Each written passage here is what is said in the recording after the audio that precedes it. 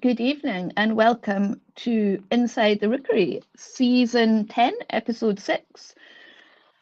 There we are. There's Ross. That was very peculiar. Had removed Ross. So welcome to Inside the Rookery, Season 10, Episode 6.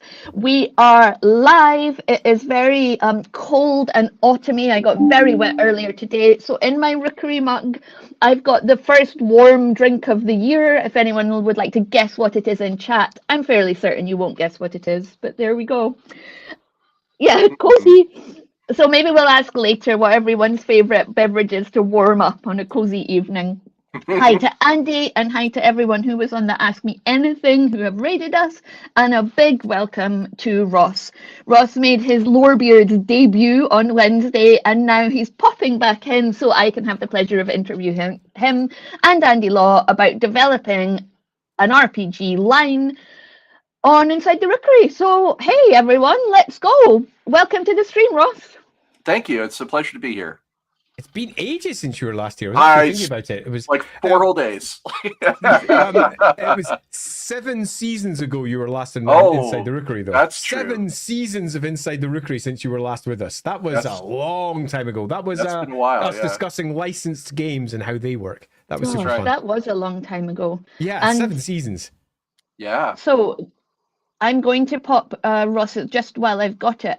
Oh no, I didn't mean to do that. I'm sorry, everyone. I didn't mean to advertise StreamYard. What I meant to do is post. What I meant to do is post Ross's Patreon, which we may talk about later. So I'm sorry about that. Thank you. I pressed the dollar button instead of the enter button, so that was my mistake. Cool. So Ross, welcome to the stream. How are you? Oh, I'm doing all right. I have a lot of experience with line developing RPGs. Dark Heresy, Rogue Trader, Deathwatch. I was involved with Star Wars: Edge of the Empire. Torg Eternity is a big part of that team, and several other game lines. I have my own line, Accursed, for Savage Worlds. Yeah, and so I have a little bit of experience I could bring to this topic, and I'm excited to discuss it. Excellent. We're really looking forward to it. And of course, we've got Andy Law, who has his own experience in developing game lines, so he will no doubt jump in, especially if Ross needs time to think over one of your serious hard questions that have, as always, been pre-submitted by the patrons and our friendly Discord server. So, where will we start? Well, we'll start with, if you do have any questions for Ross, put them in the chat and I will bring them up as we go through the pre-submitted questions. Okay, we'll start with this one from Roderick. So Roderick asks, what's the part of the work developing an RPG that your average player is least likely to be aware of? Okay. Do you want me to jump on this one, Eddie? No, okay. You're always first. You're the guest. I just get to sit here and lounge. So part of the work that the average player is least likely to be aware of. There is an awful lot of what I call pre-production that goes in at the start of an RPG line. You need to decide on your tone. You need to decide on your what Robin Laws calls the core activity, which is broken down into who are we, what are we doing, and why. You need to think about, do you want to use an established mechanic set? Do you want to create a new mechanic set? There's an awful lot of pre-production that most players probably aren't aware of because it happens so early on that by the time the game is even advertised, all those decisions have been made. Like all of that has been put into place. Andy, what's your answer to this question? Yeah, I'm going to actually just take what you said and go an extra step as well, because I found that is the case, because everybody sees these polished books that get released, looking all pretty like gems on a shelf. And they think about the writers who put them in place, and that's often about it. And often they don't even think about the writers. They're just too busy being excited about what the book's offering them. Where on the development side, there's a great deal of additional work beyond just simply summoning the words forth like magic, and dropping art in beside that sort of occurs. And a lot of that work is made significantly easier by what Ross just said. That long period at the beginning where you decide, what is this all about and why? What's our tone? What's our motifs? What are our themes that we're going to have? And once all of this is established, the developer's job is to look at everything that's coming in. And I'm not just talking about the words, but the submissions, the art, everything, and going, does this match? What can we do to make it match? How can we work with the talent, the great talent that we have hopefully hired because they're awesome, and ensure that they not only bring the best that they have to the table, which is something that is obviously essential, but also matches everything else, because you're not just releasing one book, you're releasing an entire wave of books, and they all have to feel like they're part of the same thing. And if you are, for example, running 14, 15 writers, and they are putting together, say, 10 PDFs and 4 primary books. Some of those are being co-authored by each other.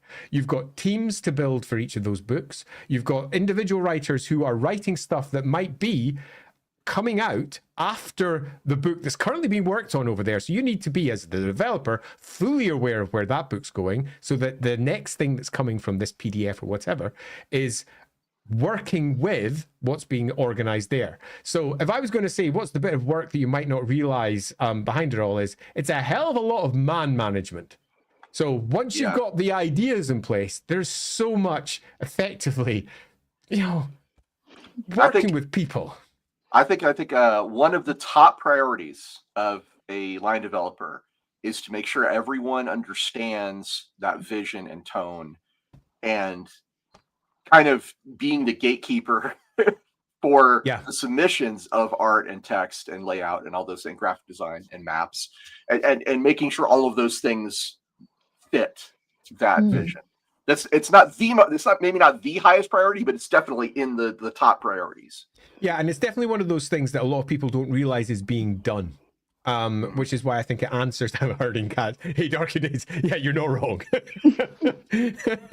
I know that guy. I know Darker Days Radio. Yeah, you do. Yeah. It's Chris. Hi, Chris. Yeah, hi, Chris. Yeah. A great friend of the Rookery, and we wish you all the best in your new venture, herding cats, quite soon. Drop us in the chat what it is. I'm sorry if I already know, but my memory is absolutely awful. Yeah, Chris has worked on some Wrath and Glory, which is one of the game lines that I was in charge of. So exactly. Not anymore, but for a while. And T-Blam is watching his favorite Saturday emission. I think you mean transmission. I'm pretty sure you mean emission while eating at the Racine. And here's a live question from Lore Master of Sotek. To what extent do you worry about influence bleeding in from other published work you've done or other systems you've played? And do you obsess much over being original? Okay, so since I'm the guest, I get to go first on this one. Yes, you do. So I should say this, right? Guys like Andy and myself, in fact, the vast majority of RPG line developers I've ever met, we take plagiarism very seriously. It is not something that is ever desired. It is not something that's ever really acceptable to people like us. To what extent do you worry about influence bleeding in? Well, so there's some very famous sci-fi authors that have talked about where they get all their inspirations from, and a lot of times it's from other people's work. It's from their own work. It's from, you can look around my office and find stuff to inspire me from. I guess I don't worry too much about the influence as long as I have a different take. As long as what I'm presenting is not the same thing, I'm okay with that. Like, you can look at Accursed and say, oh, well, that's just Solomon Kane plus BPRD from Hellboy, right? Boom, there you go. And I'm like, yeah, that's what it is. That's literally what it is. And I have no compunctions about saying those are my influences, and that's what's bleeding into it. So I guess I'm not that worried about the influence bleeding in. Do I obsess over being original? I think every creator at some point, there's a process of creation, and at some point on that circle, you're going to come to a point and be like, everything I've done is shit. Like, everything, this is all garbage. But so I guess what I'm saying is I think every creator, to some extent, at some point will feel like, okay, am I being original enough? But I want to say this, as a creator and as a RPG line developer, don't obsess that much. There's literally nothing new under the sun. Every story's already been told. We're just riffing. We're a guitar in a band, and we're riffing on a melody that we heard that we thought was pretty cool, but we're going to put our own spin on it. And as long as you do that, as long as you put your own spin on it somewhere, somehow, I don't think you should worry about obsessing. Yeah, I'm going to bring, just before you jump in, Andy, I'm going to bring up Darker Days Radio. I feel really stupid because we actually had Chris on to talk about this. So I absolutely knew what he was working on. Honestly, I'm so sorry, Chris. It was like it went out of my head completely, and then you posted it. And I was just like, oh yeah, an hour of my life I spent discussing that and researching it beforehand. Well done. Sigh. Yeah, so, Chris is a good person, and I do recommend you check it out. Yeah, Chris is lovely. So I have a couple of things here. So I'm going to answer the question directly. To what extent do I worry about influence bleeding in from published work I've done? I don't worry about it. Or other systems that I've played. Actually, the opposite is the case to worry, as I'm about to move on. Do I obsess much being original? So first, I'm going to say, as from the development side, I don't obsess much about my own work being original, but I do somewhat obsess over what other people are offering. Because sometimes it is derivative. Sometimes it's not bringing something new to the table, or taking something that exists already and doing something fascinating that matches what's being presented by the game at hand in a really interesting way. So I kind of obsess over other people's work, and much less, than I do about my own. Why is that? I'm going to hark all the way back to episode 1 of Inside the Rookery when we had Stephen Saville on.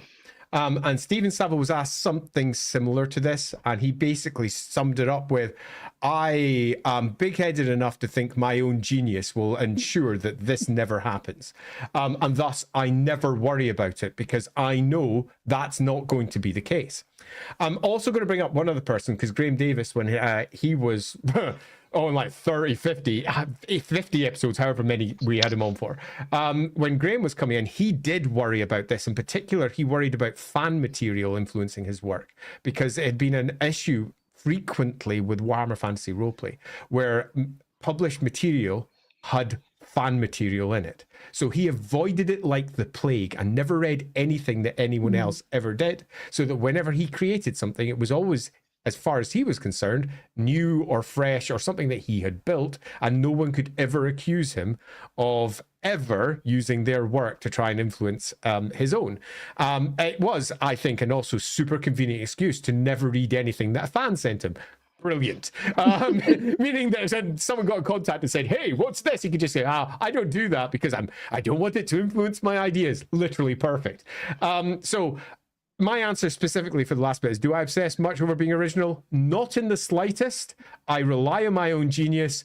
I'm going to be fine. If I could add on to that, yeah, I think the act of creation is kind of inherently requires some confidence, and it requires. It does. I mean, some people would say arrogance, but I'm going to say confidence, and I think it's difficult for a lot of people to get their ideas made real. Very famously, Dave Arneson, who was the idea guy behind Dungeons and Dragons, he famously couldn't actually produce any products. Like, you can go do look at the books that have been written about this guy. He had amazing ideas, but he couldn't make them real, and that was his biggest struggle. So when it comes to the idea of obsessing over originality, that's an obstacle that you can just move out of your way to get the product made, to get the writing done, and don't let that become the drawbridge that keeps you from getting into the castle. Just do it. Make stuff that you think is fucking cool. That's really going to erode away all the ideas of originality or whatever. Because the second you add all the shit you think it's cool, something new and fresh comes out of it. Here's another live question from the chat from Lucin. How do you deal with the challenges of developing for an RPG which already has an established system that may not be the best fit mechanically for the desired direction of the game? And I'm aware my mic is a bit loud, apparently. Is this better now? Let me know in the chat. Well, okay, so challenges developing for an RPG which already has an established system that may not be the best fit. Yeah. All right. So I can talk about this from. I'll bring up Star Wars as an example. So for me, for Ross Watson specifically, my favorite RPG system for Star Wars is West End D6. Period. Yep. And end of line. Like I don't feel there is a better expression of role playing games for Star Wars. But that having said that, I worked on Star Wars: Age of the Empire. So how did I approach Star Wars: Age of the Empire, knowing, and now you know, that is not my preferred fit of mechanics? Well, frankly, that's the job. And sometimes, just like the guy that you hire to mow your lawn, or when you're outside picking up poop from your dog, it's an unpleasant task that has to be done. And I did work for Star Wars: Age of the Empire. It's a fine system. I've run it. It's very playable. It's not my preferred way, but that's the job. And when I took that contract, I knew in my head that I was just going to have to adjust my thinking and say, okay, this is what the system is requiring, and this is what I will do. That having been said, there's a lot of game systems out there that are. Oh, Jonathan. Sorry. I'll bring it up in a minute. There's a lot of game systems out there that allow for the creation of subsystems or additional game material. There's ways to kind of massage mechanics in a lot of systems. Not all, but in some, I would say Dungeon Crawl Classics, for example, has a lot of really great ways to incorporate subsystems, and you can build your own tables, and you can find the fun in a system that you may not even feel is mechanically correct, but you can find the fun there. And I believe Andy would probably agree with me. No matter what system you're using, if the group is into it and the GM is into it, it's going to be fun, and that's all that matters. I mean, we enjoyed Star Wars. Yeah, I feel like that this is Inside the Rookery reunion, because we've got so many creators in the chat. We've got Jonathan Green has just popped in. I embrace unoriginality when I'm writing my ACE game books, which adapt existing works of literature and turn them into interactive adventure game books. For quite a while, I've been trying to persuade Andy Law and Andy Lee's, now Mark Gibbons, now he's in the company, to create a book that's based on all the pieced together map hints that you get in the classics like Pride and Prejudice, like Jane Eyre, and do like a map book based on, and then you'd have houses and then you'd have boats, and it would be amazing, and I really want to do it. So go write it. Yeah, whatever, Andy. I just have ideas. But I think that would go well with Jonathan's game books, little map. Yeah, I love Jonathan's stuff, so hell yes to that. But it's not you're embracing unoriginality. It's you're taking that existing source and you're developing it somewhere new and doing something that celebrates that. So I'm not sure I'd say it's embracing unoriginality. I'd say it's forging forth a new path with beloved stories. What system did we play, Andy, when we played Star Wars most recently? That's the system that Ross is talking about. Because I really... Age of Empire. We use Age of Empire. Because I really loved it. I loved the skill trees. It had a really... I just really enjoyed the way it allowed you to plan out your character development and kind of gave you hints as to what the character was through the things that you would be developing. It was a good way to plan out an arc for your character. So I really liked it. Whereas I did not. But I did. I should say this. I did a little work on the skill system, so I'm really glad to hear that you liked it, Lindsay. Yeah, I really liked it. I'll keep my answer to this one super short, which is it's your job. I agree completely. And if you're in a position of developer, you're also in a position where you can potentially influence the game for the better. Where if a game is fundamentally broken, then it's your job to fix it. If the game isn't broken and people are enjoying it, it's your job to make it better in whatever way is most appropriate for the system at hand. But it is not your job to say it's bad, wrong, fun. Your job is to make the very best of what you have at hand and to not invalidate the things that came before if you can help it. Because ultimately, for all it may not be your taste, it's clearly someone else's taste if that game is running well and it's selling lots. Well said. Here's a question pre-submitted from Mark McGee, a new Golden Rook. Hi, Mark. What types of products should one have ideally when launching a new line, and what stage should they be in at launch? Oh, this You're is like a good getting question. ready to answer Oh, that yeah. question. I have had to deal with this many times. So what kind of products should you have ideally when launching a new game line? Okay, so you need to have a core book. Is that a setting book? Is that a mechanical book? Is it both? That's going to depend on what your idea is, but you need to have a touchstone. You need to have that, this is the one place to start. You need that to start. Then ideally, what you should also have, in my opinion, is you should have some sort of introductory adventure. So you need to establish that core activity. Who are we? What are we doing? And why? And an introductory adventure is a really good way to get that across. And then secondly, you want some kind of player's option book. Usually, like I have often found a way to create some sort of like, here's extra gear, or here's extra feats, or here's extra skills, something that's a little bit extra for players to say, okay, I've read everything in the core book. What else is out there? Give them something else. That's another way to another product that I would consider having available at launch. So core, introductory adventure, some kind of player focused product.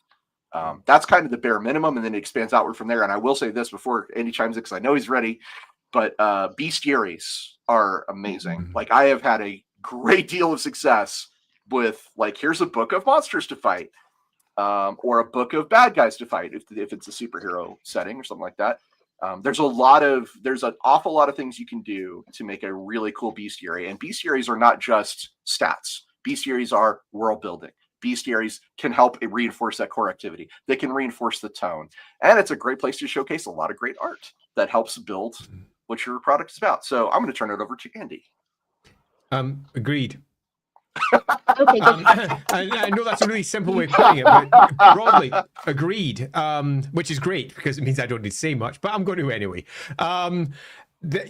You have to answer the question, what is this game about? And the core book, whatever that may be, is there to answer that. In these slightly more modern times, there is often another question asked, which is, how do we get new people to play? Rather than just, what is this game about? So the concept of a starter set is often pitched as well. Then past that, it's, what is this game about in different ways? Is it about fighting Gribblies? We need a bestiary. Is it about facing off corporations and bringing them down? We need a book about how to build those sorts of adventures. It's all about whatever the game at hand requires. And it's about looking at it as an overall product and saying, how do I reinforce its core message right from the outset? Okay, so if I can add on to that a little bit. So you did mention a really good point about the introductory having an introductory product, and I talked about that from the standpoint of adventure. You talked about it as a starter set. There's actually a product that combines both these together. It's called the Jumpstart, that has like the most basic rules and an adventure. They're often Free. They usually are produced for Free RPG Day, because Free RPG Day is a great way to help get your stuff out there in front of a lot of people. I have a lot of products of Free RPG Day stuff that you can look at in the past, and I've made a lot of jump starts. So jump starts are also a lot more feasible for an individual creator than a starter set. So that's why I was going to make sure and mention that. What stage should your products be at launch? As close to done as possible. Yeah. Yeah. There's a good old folk saying, don't let perfect be the enemy of done.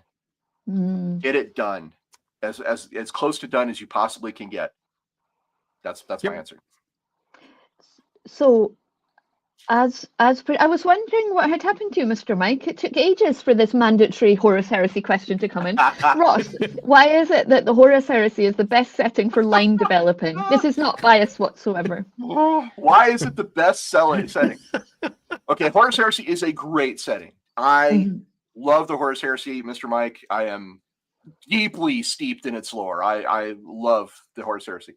So that having been said, why is the Horus Heresy the best setting? Well, it's a really good setting. I'm not sure I would agree it's the best, but it's a really good setting because it features a really compelling conflict. Star Wars has the Empire and the Rebellion, and you know what's going to happen if you sit at home and do nothing. The Empire is going to win. The Horus Heresy is very similar. It's got Horus and the Emperor, and if you sit at home and do nothing, one of these two sides, whichever side you're against, is possibly going to win. So there's a really good reason to get involved. It's a really good reason for your player characters to care about the stakes of what's happening. So compelling conflict is one of the major points about the Horus Heresy that appeals to me for a line development. And I think Andy probably talked a great deal about what makes a conflict compelling and why that's important for the player experience. Oh, hell yeah. I mean, conflict's at the source of all role-playing games, ultimately. It's the source of all their stories. It's I want something, someone else doesn't want me to have it. Oh, well, here we go. I draw my broadsword. Ah! Dude, you're playing Horus Heresy. I don't care. Broadsword time. I've got a question from Roderick, which actually is very similar to the one that Lore Master Sotex asked, so I will bring up this one because it also adds on a bit at the end. Are there any particular challenges or road bumps common to the RPG creation journey that you found particularly frustrating or difficult to get past? How did you end up resolving said issue? And Roderick's one is specifically, what's the one that comes up time and time again? Okay, so I work with a lot of small publishers. I am a small publisher. I've worked with Star Anvil Studios. I've worked with Harmless Forest Creature. A lot of small studios. And the biggest road bump for a small studio, for a group that just is like one guy in his garage, is usually it's funding. But there's a reason why funding is the issue. It's artwork, graphic design, layout. All of these things cost money. And especially if you want it to be good, like, you can hire a guy off Fiverr if you really want to do all the interior layout of your book, but I wouldn't recommend it. I would find someone who's good at that kind of stuff. So one of the reasons why independent RPG publishing has become so common these days is because we have ways to raise funds for those things if you want to, like through Kickstarter or BackerKit or what have you. But also, there are several resources available for people that don't have the funds to commission artwork, but can find artwork that they like from sources like Drive-Thru-RPG's stock art collection, for example. That's where I would point someone who didn't have a lot of money and wanted to make a cool bestiaries. Go buy a bunch of stock art that you can get off Drive-Thru and write to match that image. So there's ways around it, but usually for me and for what I understand is art budgets, layout budgets. Those are some of the biggest roadblocks. Oh, hell yeah. 101 Carolyn says, how much to hire the Rookery for this? Send Andy Law an email and you can talk to that's actually my first one as well. Money. And money is just a big summation for paying for all the things that make something super cool. And it can be difficult. If I was going to pull out another one, particularly when we're dealing with licensed groups, it's not working for licensors. I really enjoy that. It's fun to work creatively with others. It's changing hands at licensors was a weird and unexpected speed bump that I have hit again and again, where you've got yourself an established relationship, you know exactly what you're doing, you've got yourself an entire line built and organized, and then staff changes, and the person who comes in goes, yeah, but the game's not like that. This is what the game's like. And you're left going, crap. Okay, it's your job to adapt. It's your job to be prepared for this, but holy heck, can it hit you like an unexpected bullet from the blue. And it sucks. When you've got an entire schedule set up around some core concepts, which are no longer the core concepts that you can use. It feels awful to have that conversation, and I've been there. It does. It's tough. But nevertheless, it's part of the job as a developer to adapt when things change. And things change. That's just what life is about. Here's another one from Mark McGee. Of all the RPG lines you have been involved with, what is the product you have been most proud of? Ooh, product, individual product. Ooh. Yeah. Okay, so I'm gonna say two really quick. The big one is Torg Eternity. I'm super proud of Torg Eternity. I think it's one of the best things I've ever been involved in. I got to have a very influential seat at the table on Torg Eternity, and I'm extremely pleased with how my contributions ended up in that product.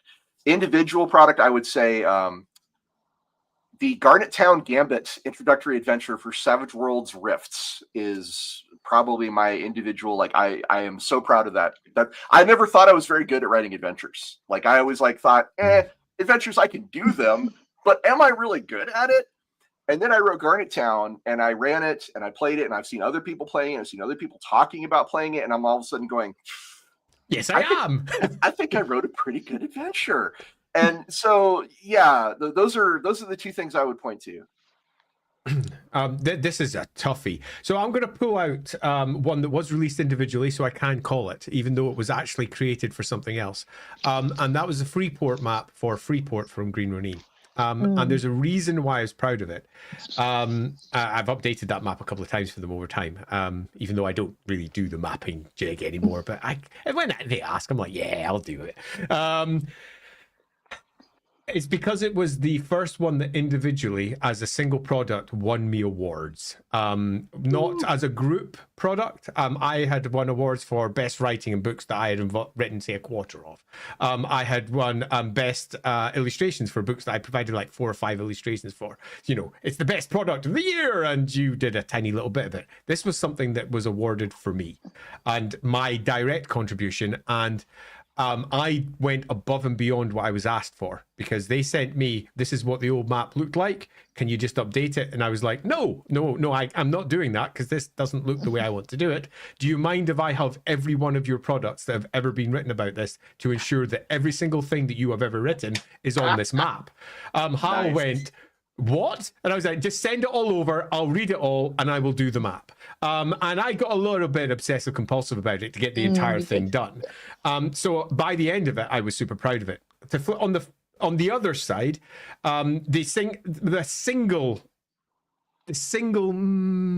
good one there, Hawk. The single product that I think I'm probably most proud of on the development side was probably the Warhammer Fantasy Roleplay starter set, because we did something that was different to all the starter sets at that point. At that point, we were looking at, say, the 5e starter set, which is basically just an adventure, a bunch of card sheets, away you go. And when I sat down and tried to figure out what would make a good starter set, my first one is, who are we pitching this at? And my answer was, everyone. It's a starter set for Warhammer. It's not just a starter for getting into Warhammer Fantasy Roleplay. It's a starter for everyone. So it included an entire setting inside it for Rubersreich. It included an entire book with every single one of those locations had 2 adventure hooks, so that you had a complete sandbox that you could play inside, as well as obviously the rules and the adventure and all the sample characters and all the rest. And then after that, all the starter sets that came out did that too. So, and Andy, that made me happy. Are you talking about the 4th edition starter set? Yeah. Okay, first of all, I own that. Hey! I really liked it. Second of all, I've had conversations with publishers about that being the new standard. Hi, there we go. So, just so you know, it is exquisite. It is so good that I was like, I want to do this. If I'm doing a starter set, I want to do that. If you're doing that, I have one recommendation: put a fucking rulebook in. I sadly didn't have the budget, and I was told not to include it, so I did what I could with what I had, but holy shit, it needed a separate rulebook. But no, the character sheets, though, the way those are folded to, oh my god, those are amazing. Yeah. And also including options on pre-created characters, pre-gens, was, I felt, a very useful addition. No, I really enjoyed that whole creation. It was the first one that I got to actually design end to end, even though I had restrictions. And it felt like I had done a job, and I had done the job well, rather than I am fitting somebody else's design ethos and it has to be this way. So I'd say that's probably the one that I was most proud of. And rather amusingly, it's also the one that won the fewest awards. It was like won almost nothing. It was hilarious. So you've kind of answered this one, Andy, because you wish you could have put a rulebook in the WFRP 4th edition starter set. But Mark McGee asks, is there anything you wish you'd been able to add to a line that didn't make it? Oh my god, so much. I have one, because when we were working on WFRP 4th edition, I had started work on 2 products. One was something called Everybody Sins, which was to bring alive to people how the Pantheon and Warhammer had an effect on more people than just blessed priests, and really bring alive all the different layers of involvement and relationship you could have with gods in Withrop, things like the laity, lay members, and it was really going to be interesting. And then also an extra like package for each of the careers, and I started working on the apothecary, and I just had such a great time doing it, and they never really saw the light of day, so that was sad. Yeah. But Everybody Sins is something that comes up a lot when people have questions about the Pantheon in Warhammer, because it is a challenging concept for us, because maybe you believe we do, but we don't have gods that every day are popping up and sending messages through prophets and giving us miracles. So I'm sure there's so much here to go over. I'm going to start with something I know Andy and I share, and that is 2nd edition Warhammer Fantasy Roleplay had so many more things it could do. So many, like, people were just like, oh, an elf book would be great. Oh, I was commissioned to make that at one point. Yeah, I was commissioned to do the elf book back when it was held by Black Industries, and I was going to be writing it with David Chart. So David and I had already been sent all the necessary paperwork, and it was just I think 3 weeks afterwards that Black Library got completely rebuilt by head office, effectively, and they went, "You're no longer doing roleplay games." And that was for me. I had 4 books literally lined up to go at that point. Wow. And I was like, oh well, never mind. That was a thing that once happened. Yeah. I did a lot of work for the elf book as well. So along those lines, I did a lot of work creating some additional what we called minor cosms for Torg Eternity. Myself and John Watson, no relation, but similar name. Myself and John Watson, we put together some really good ideas for some mini cosms that would be things that you could encounter on the way to other adventures in Torg. Which, in case you don't know, cosms are these alternate realities that have invaded our world. So you could be driving down a road in South Texas and suddenly find yourself in another reality where the laws work differently. So mini cosms for Torg is something I really wanted to do, but we never got it done. I have developed. Torg. Thank you. Yeah, I played the 1st edition. Oh, back in the day as well, yeah, a long time ago, and it was really nice to see it get picked up and turned into something new. It's better now. I highly encourage you to check it out. But there's also there was a lot of stuff that we wanted to make for Dark Heresy that we just didn't get around to. Although I will say this, I get to check off a lot of boxes of Dark Heresy. We made it pretty far down the list, not all the way, but pretty far. And I had we wanted to do like a lot more with Rogue Traders ship battles, starship combat stuff that we really wanted to do that we never got around to. But yeah, I think Annie and I both have been blessed. We've been fortunate to be able to explore pretty deeply, maybe not plumb all the depths, but we've been able to explore pretty deeply through a lot of RPG lines. There is a line I created for Ulysses that, as far as I know, has never been published and may never be published, and I can't talk about it except to say I made a thing, and hopefully it's out there somewhere.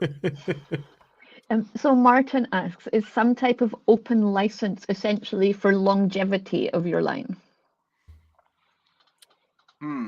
Essential is an interesting word. Yeah, I'm going to say no on essential. Yeah, excellent. I think I agree. I'll move on to the useful? next one. Yes. If you take, for example, Warhammer Fantasy Roleplay 1st edition, Games Workshop stopped backing it. It got picked up by Hogshead. And then there was a long set of years where nothing was happening with it. And the community behind Warhammer Fantasy Roleplay had its own groups online, because it was the burgeoning birth of the internet around that era. And because they were free to just do whatever the fuck they wanted and share it, that game lived in a way that most games at that point that weren't being backed just died. So when it came around to the second edition finally popping up, it had an enormous audience already waiting to go, and an audience so big that everyone was utterly shocked at how much it sold when the second one came along. That didn't require, for example, an open license. People are just building and doing stuff themselves, but it was doing the same job as an open license. The open license does do a lot of good if it's well handled.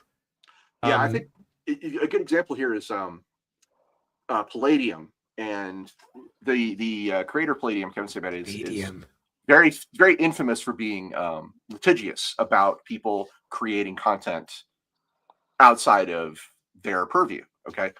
And I think that is the wrong way to go. Like if it were me and I had a game that was that popular, that people were just making stuff online, that's when I would pursue the open license and say, you know what, if you are out there, if you're that passionate, if you want to add to this thing that I've built, that's when I think I would probably see it as more essential. It's something I think that you're suing your fans.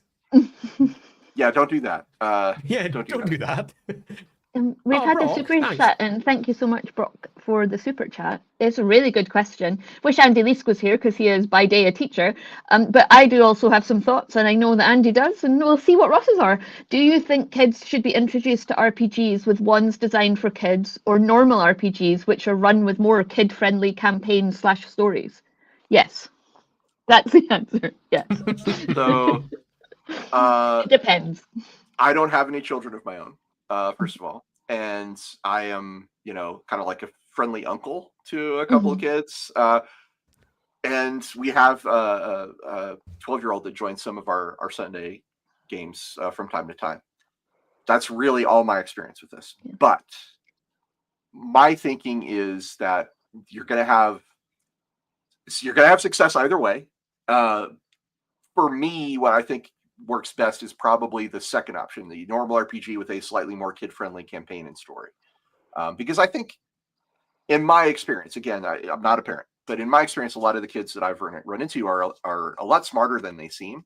And some of them are looking for a challenge. Some of them are looking for something that's got some depth to it. This kid that we play with on Sundays, he is an aircraft enthusiast, and he can tell me anything you want to know about a Grumman airplane or a B-52. He knows all of it, like to a level that I don't think I would know. And I feel like he's looking for that sometimes, that he wants something that's vast and expansive and deep. But also there's attention spans to keep in mind, and vast and expansive and deep and attention spans don't always go well together. So, your mileage may vary. Yeah, my own experience was that I started role playing at about age 6 or 7 with no adult supervision. A boy that was like 2 years older than me. My brother was a year older than me, so like a range of ages. So the oldest kid was maybe 9 or 10, and they just had like Redbox D&D and like Judge Dredd and MERPs and stuff, and we just started playing them, and it's worked out fine for me. I would actually flip the question. So I think it depends on how experienced you are as the parent or the carer or the friendly uncle. And if you're really experienced as a GM, then you know that you develop stuff, you change stuff, you tweak stuff all the time for your players. I would actually change the first half to say, do you think kids should be introduced to RPGs with ones designed for teachers and parents and carers who don't play RPGs normally? Because that's actually the barrier for a lot of kids to get into RPGs and to play them. And I felt quite passionately for a long time that RPGs are a great way of learning empathy. They're really good. They're actually part of what you do with young people when you talk about restorative justice. You ask them to think about how the other person feels. You ask them to think about different points of view. And introducing that early is a great way to help them learn both those social skills, but also to think about the past in a different way if they're learning history, to think about all sorts of subjects in a different way. So I would be a strong advocate of mainstreaming RPGs with an RPG that was specially designed for teachers, who most of whom won't be GMs, to come to grips with, but actually for a lot of kids who come from role-playing gaming families, I would just crack on with your normal RPGs and create your stories like you do anyway. Well said. Yeah, I agree to all of that. I think there is a desire for people to have kid-friendly RPGs, because there's certain families that like to pitch kid-friendly. They're the families who might take their kids to kids' movies and not give them something that's a bit more adult-oriented or perhaps even teen-orientated. And there's definitely a market for that. I also think that it's worth noting that the vast majority of kids will crack on with whatever they've got if they are excited and interested. And most kids role play even if they don't have rules. The vast majority of playground games are role playing to some extent. Oh, yeah. A whole bunch of them are, I'm Luke Skywalker, and I'm Princess Leia. Hey, let's go play. Okay, they're role playing already. So kids get role playing in a way that most adults don't realize. The actual process of the role playing, the adding of rules, is also something they get, because most kids have got the basic formation of rules for whatever they're playing. Bang, bang, you're dead. No, I'm not. We're already building rules as to how that social interaction is going to work in the playground. So it's super easy for kids to get an idea of what role-playing is, because they do it already. And it is, as Lindsay says, a really good way of gaining empathy, of getting an idea of what it's like to be in somebody else's shoes. And it's a powerful tool for that. It's why it's used in businesses across the world, for almost every type of business, to basically say, this is how we're going to deal with this. For the first time, you now have to understand how customer service works, and we're going to do it with role play. So the answer to this is, I think, like Lindsay said right at the very beginning, yes, there is no right answer. Because different families will have different preferences, different groups of friends will have different preferences. I started when I was 8 with very simple rules, Fighting Fantasy advanced rules, and then moved very quickly on to RuneQuest by the time I was 9. Wow. And RuneQuest was not a simple game. No, and I had made all the characters, done all the stuff, and by 10 I was GMing that game from front to end. So kids are more than capable of using advanced, complicated rules if it's their bag, but it's not everybody's bag. Yeah, and like we weren't playing well with those rules we were using, by the way. I should say Neither were we. I was 10. I should say I started about 8 years old as well. My dad got me the red box of D&D with the Metzner version with the Larry Elmore cover, and it was like, I'm going to dive into this pool, full dive in, and I knew that game better than anybody else in my group, because I wanted to know. Oh, thanks, Brock. So Brock's a friendly uncle. My grandmother was always afraid I'd lose touch with reality as a kid. Yeah, so I didn't start playing until young adult and feel like I missed out. Yeah, that's interesting. You probably found that you role played in your own way anyway, because most kids do. And sure, you didn't have that more, organized like social Hawk Oddly contract is firm. the same. They didn't start playing until they were 18. So right, we've got a few more questions going, so I'll go through a few that we can maybe do a little bit quickly. Martin asks, is power creep a thing of the past or an essential part of getting players to buy splat books? Woo! Okay. So is power creep a thing of the past? No. Yeah. 100% no. Is it an essential part of getting players to buy splat books? Sort of, but not really. It is not essential, but it is certainly a way to get them to buy the splat book.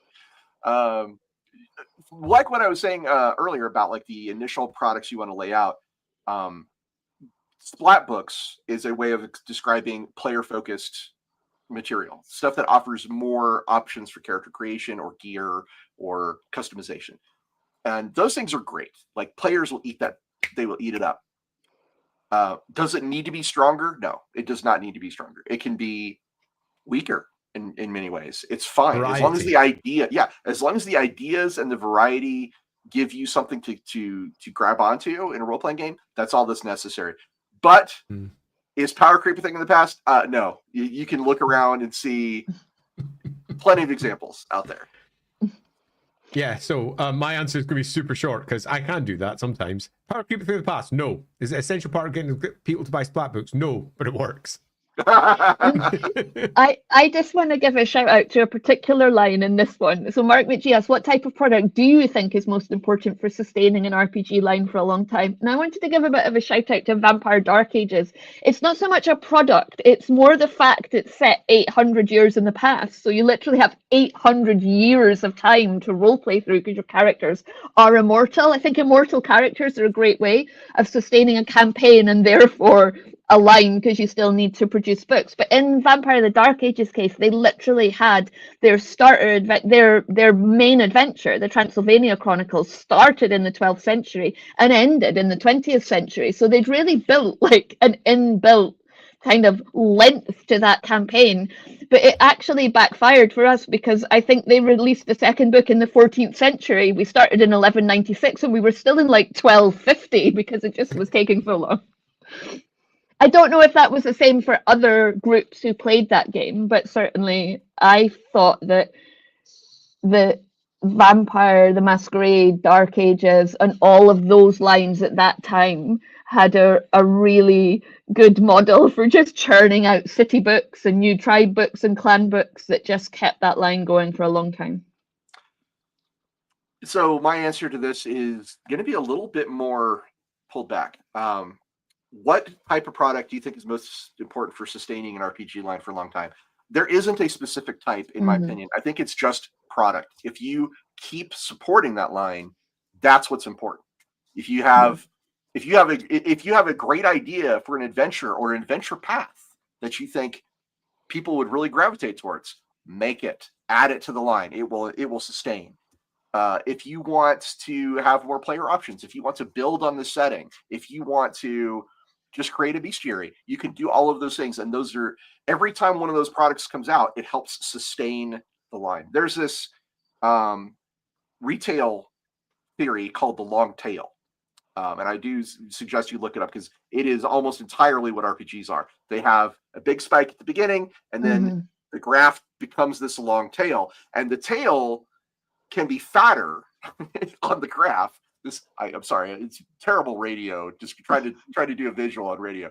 But the tail will be fatter the more product that you have. You will have more success by just making sure that line is supported.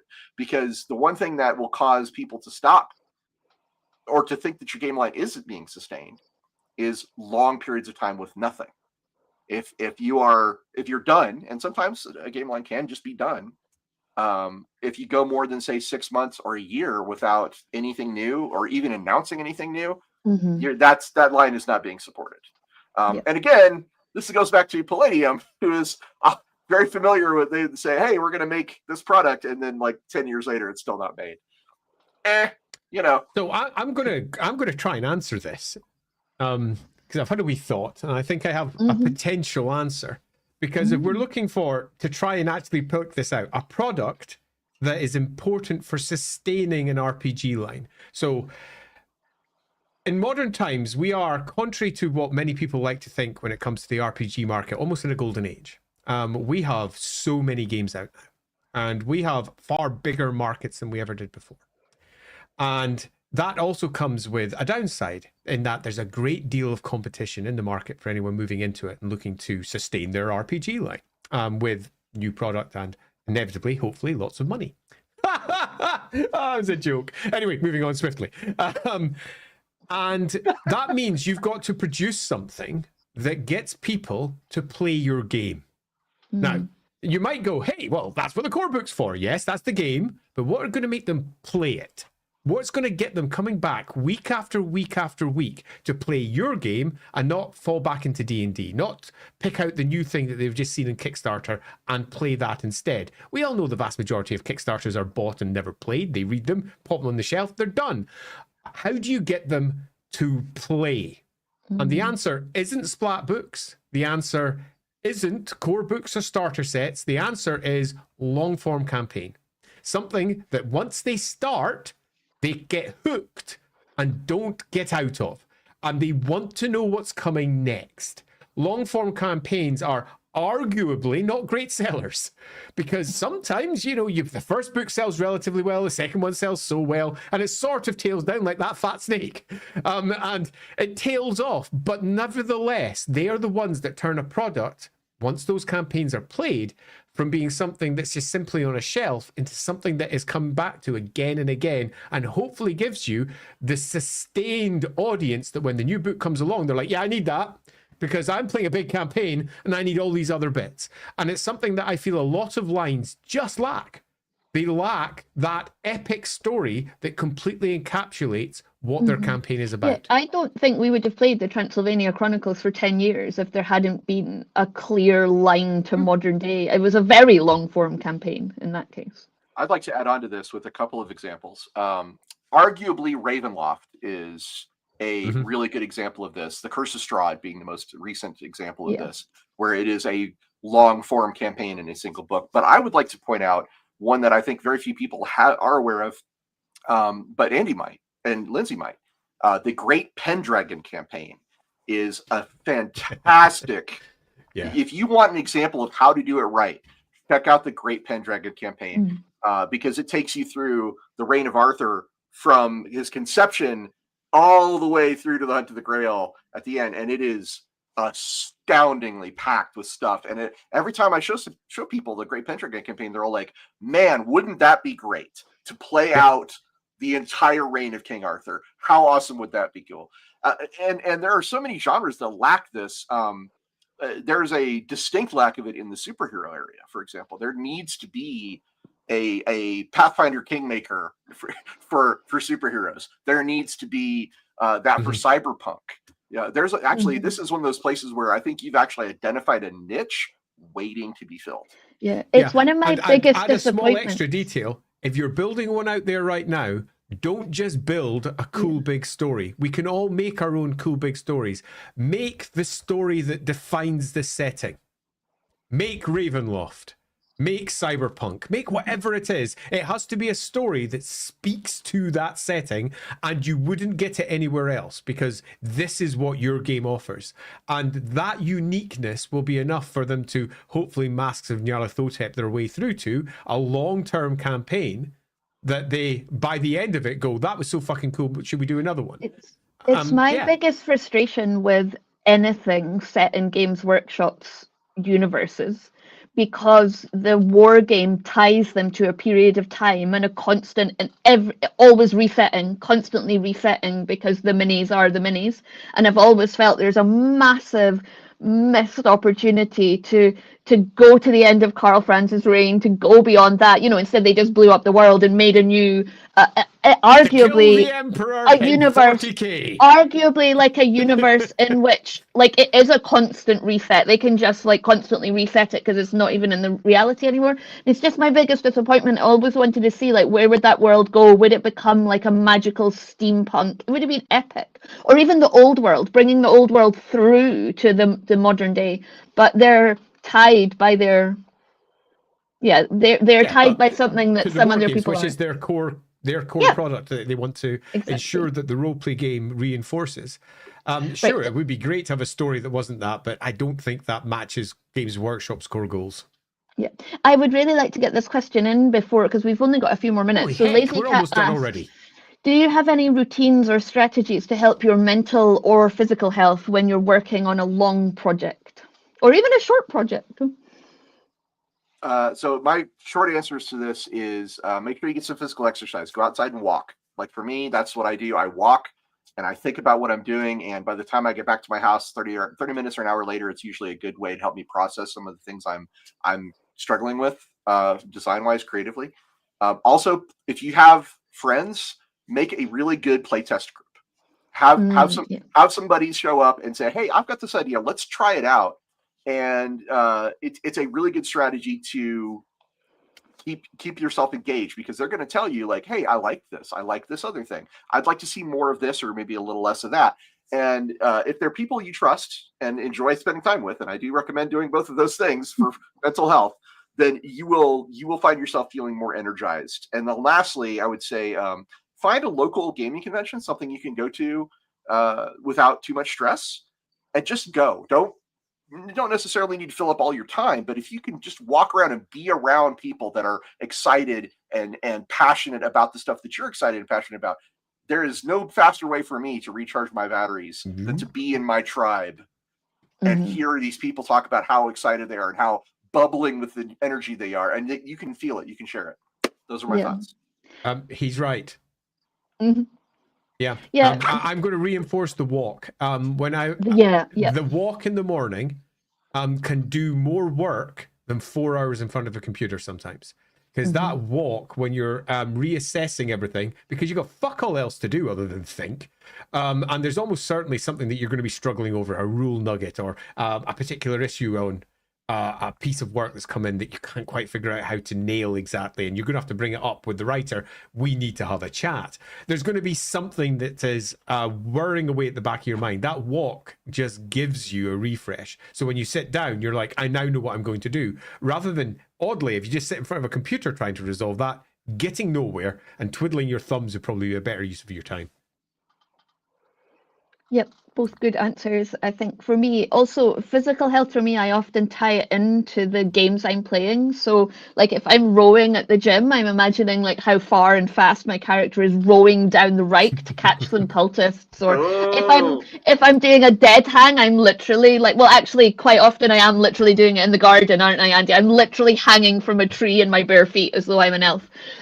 But that's what works for me. But actually sharing that with people. So I think there's a misconception and a perception that's quite damaging for a lot of like the nerd kind of social groups that I'm in, that like somehow keeping fit is like not for nerds and is somehow not cool. I think if you can find a group of nerds to do your walks with and like pretend to like, I don't know, hang from trees with and talk about it. Again, like there's no bad, wrong fun. There's no bad, wrong way to look after your mental or physical health as long as you're not hurting anyone else when you do it. And you know, we've got people on one of our Discord servers who are, some of them are lifting cars and some of them like me are lifting like 2-kilogram dumbbells, and we're like supporting each other in exactly the same way, because those achievements are as important to each of us.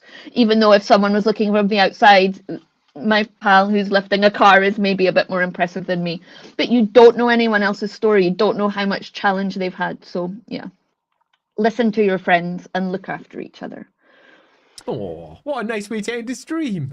Thank you. Oh, totally I will end with, it was boiling water, whipped honey, and lemon juice. So lemon tea was so close. Someone said lemon tea, but it wasn't lemon tea. And someone said hot toddy, which was so close, but there was no alcohol.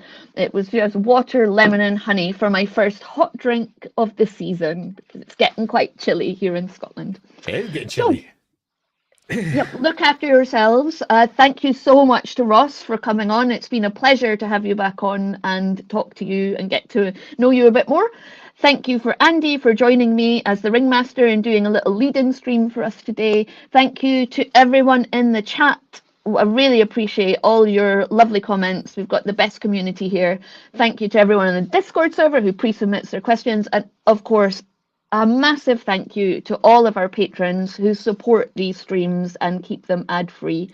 We love you guys. Do remember to check out Ross's Patreon, which is further up in the chat, and we will share it on the Discord server, the Rookery Publications one, in case people need a link. We've got a link on YouTube as well already, so it's in the video description in YouTube as well. Thank you very much for having me. No problem at all. It's been an absolute pleasure. Ross, you rock. And until the next time, good night, see you soon, and caw-caw, caw-caw! Caw-caw!